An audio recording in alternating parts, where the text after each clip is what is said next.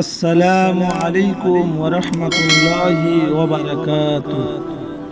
আরও এক ভাই হুসাইন আহমদ, বাড়ি সংগ্রামপুর, তিনি প্রশ্ন করেছেন, পড়ে যাওয়া খাদ্য তুলে না খেলে কি বিছা কামড়াবে?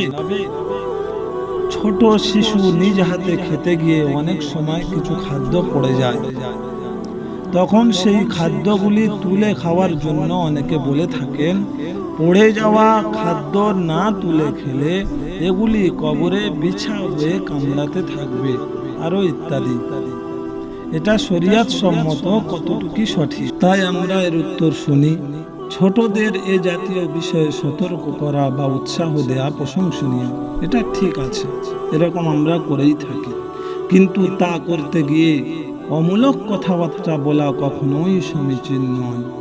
হাদিসে এ বিষয়ে যে নির্দেশনা এসেছে সেটাই ছোটদের সামনে পেশ করা উচিত।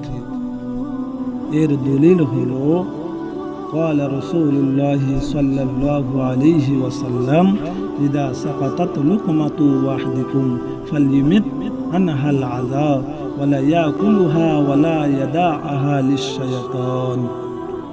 হযরত আনাস বিন মালিক রাদিয়াল্লাহু তাআলা আনহু হতে বর্ণিত, তিনি বলেন, রাসূলুল্লাহ সাল্লাল্লাহু আলাইহি ওয়াসাল্লাম খানা খাওয়ার সময় বলতেন, খাদ্য পড়ে গেলে তা থেকে ময়লা দূর করে খেয়ে নাও এবং তা শয়তানের জন্য রেখে দিও না।